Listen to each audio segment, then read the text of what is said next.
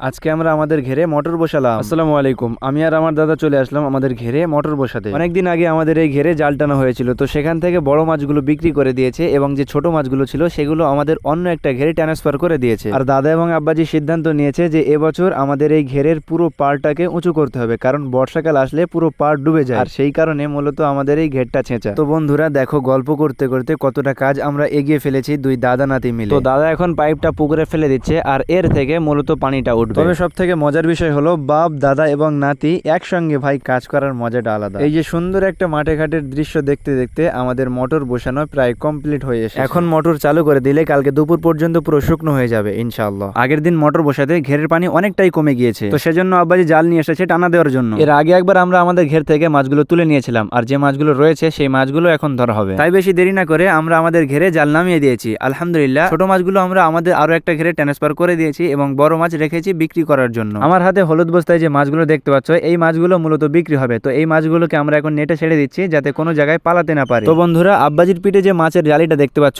এই জালির মাছগুলো মূলত আমাদের অন্য একটা ঘেরে ট্রান্সফার করতে হবে, কারণ এটা চালাই মাছ। আর ছোট মাছ কাঁটায় নিয়ে গেলে ততটা দাম পাওয়া যায় না যতটা বড় মাছে পাওয়া যায়। ঘের থেকে বড় মাছগুলো ধরে নেওয়ার পর আমরা জাবিয়ে রেখেছিলাম নেটে, আর এই নেট থেকে মূলত আমরা মাছগুলো তুলছি বিক্রি করার উদ্দেশ্যে। অনেকক্ষণ আগে আব্বাজি একটা অটোওয়ালাকে কল করেছিল আমাদের ঘেরের কাছে আসতে, তো তিনি আমাদের ঘেরের কাছে চলে এসেছে আর আমরা এখন মাছগুলো তুলছি সেখানে নিয়ে যাব বলে। ঘের থেকে মাছগুলো আমরা রাস্তার উপর উঠিয়ে নিয়েছি আর এখানে আব্বাজি ক্যারেটের উপর মাছগুলো ঢালছে, কারণ এখান থেকে মাছ বাছাই করে আমরা গাড়িতে তুলে নেব। আপনাদের যাদের ঘের বাড়ি আছে আপনারা হয়তো জানেন যে এর মাছগুলো একেবারে ধরে বিক্রি করা অসম্ভব হয়ে পড়ে, সেজন্য কিছু কিছু করে মাছ বিক্রি করতে হয়। তো বন্ধুরা, এখনো কিছু মাছ বাকি আছে, সেগুলো আমাদের ঘের থেকে আনা হয়নি, তো সেগুলো নিয়ে এসে আমরা এখন গাড়ি লোড করে নিয়েছি আর এখন আমরা চলে যাচ্ছি মালঞ্চ কাটার উদ্দেশ্যে। আর ভাই, এখানে এসে তো আমি অবাক হয়ে গিয়েছি, কারণ একটাও কাঁটা খোলা নেই, কারণ এখানে দুটোর দিকে কাঁটা চালু হয় আর আমরা এসেছি একটার দিকে। তো সেই জন্য মাছগুলো ঢেলে আমরা বসে গেলাম ওয়েট করার জন্য। এখানে প্রায় 1 ঘন্টা ওয়েট করার পর দুটো বাঁচতে না বাঁচতে কাঁটা চালু হয়ে গেল। আলহামদুলিল্লাহ, প্রায় 7-8 রকমের আইটেমের মাছ ছিল, তো সেগুলো বিক্রি হয়ে গিয়েছে প্রায় 15 থেকে 20 মিনিটের মধ্যে। তারপর কাঁটা মালিকের কাছ থেকে টাকা নিয়ে আমরা চলে গেলাম আমাদের বাড়ির উদ্দেশ্যে রওনা দেওয়ার জন্য।